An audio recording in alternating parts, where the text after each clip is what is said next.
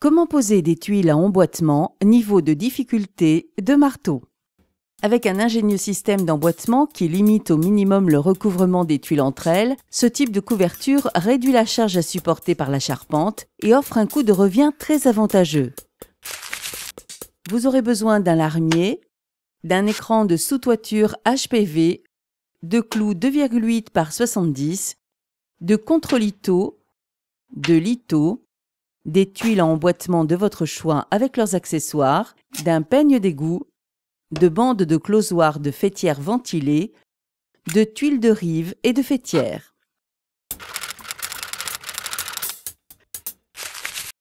Munissez-vous d'un mètre, d'un crayon, d'un cordeau à poudre, d'une règle métallique, d'une scie égoïne, d'un marteau, d'une agrafeuse, d'une visseuse, d'un échafaudage pour accéder à la toiture et de filets de protection. Prévoyez une paire de gants et un harnais de sécurité à accrocher à une ligne de vie.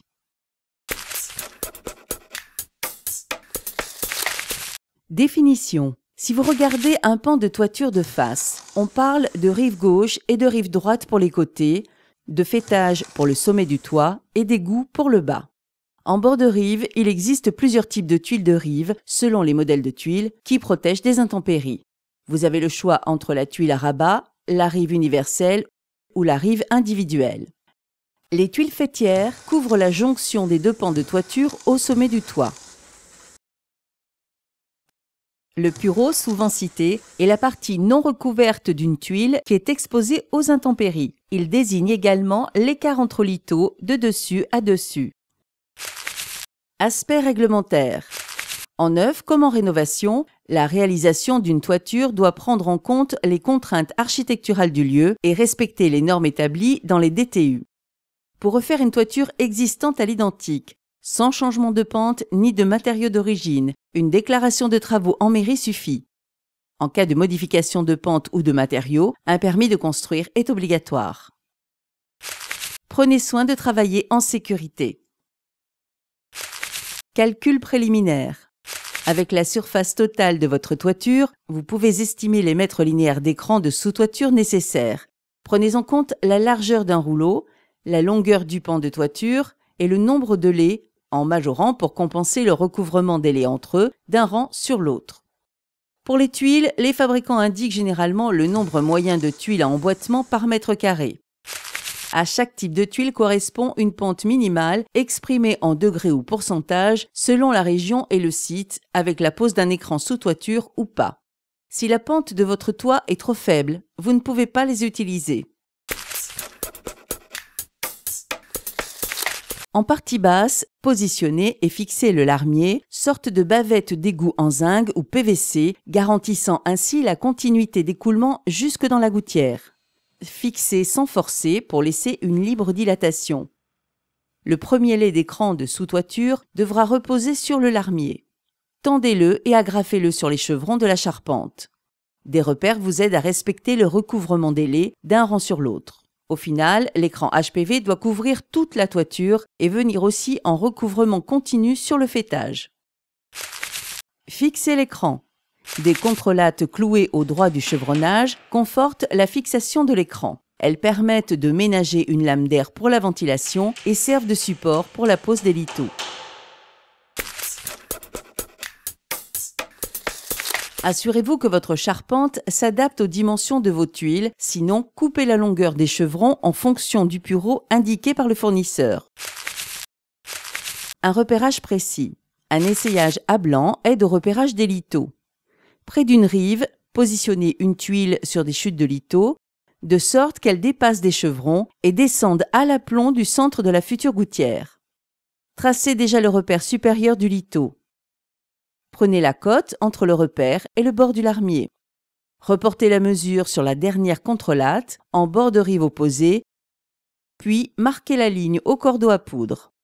La distance entre deux lithos, de dessus à dessus, correspond normalement au pureau indiqué par le fabricant. Il suffit de reporter la mesure près de chaque rive sur la contrelate, puis de marquer les lignes de pose au cordeau à poudre. Fixez les lithos. Placez le lito sur la ligne repère et clouez au passage des contrelattes. En bout de lito, arrangez-vous pour couvrir à demi la contrelatte et repartez sur l'assise restante. Selon les DTU, un lito doit reposer au moins sur 3 points d'appui. Le lito de basculement. En bas du toit, au niveau de l'égout, doit prendre place un premier lito. Fixez ensuite le peigne d'égout pour empêcher l'accès aux rongeurs et oiseaux. Placez enfin le second lito. La surélévation permet au premier rang d'être sur le même plan que les rangs suivants. Ce choix permet d'avoir une ventilation basse de la toiture.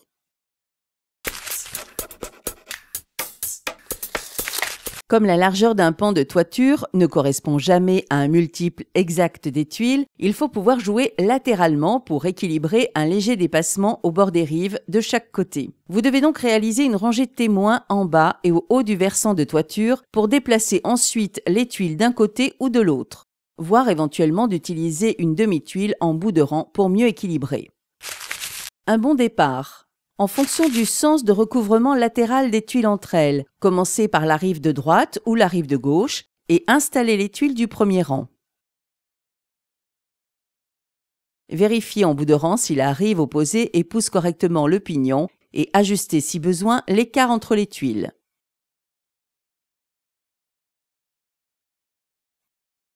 Poursuivez en plaçant les rives.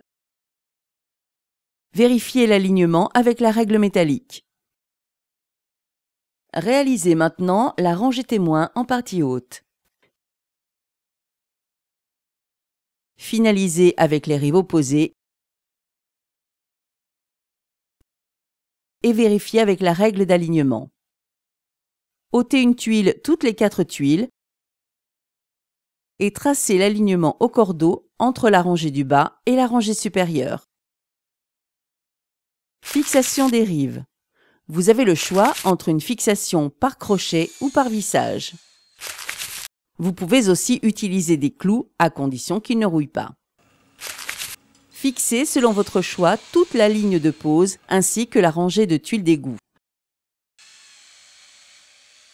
Progressez par bandes parallèles jusqu'au trait pour vérifier l'alignement des tuiles et couvrez ainsi tout le versant de la toiture. Ventilation de la toiture. Pour assurer la circulation de l'air sous la toiture, différentes possibilités sont envisageables.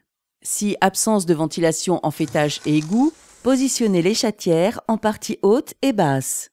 Si ventilation en faîtage uniquement, positionnez les chatières en partie basse. Si ventilation à l'égout uniquement, positionnez les chatières en partie haute. Si ventilation à l'égout et au faîtage, inutile de positionner des chatières. Faîtage à sec sur closoir. Fixez la lisse de rehausse adaptée à la hauteur de la faîtière. Déroulez la bande sur le faîtage et fixez par pointe ou agrafe contre la lisse de rehausse. Plaquez les jupes en aluminium pour qu'elles épousent la surface des tuiles. Retirez progressivement les bandes de protection des bandes adhésives et marouflez à mesure. Les faîtières. La pose des faîtières s'effectue toujours dans le sens contraire des vents dominants.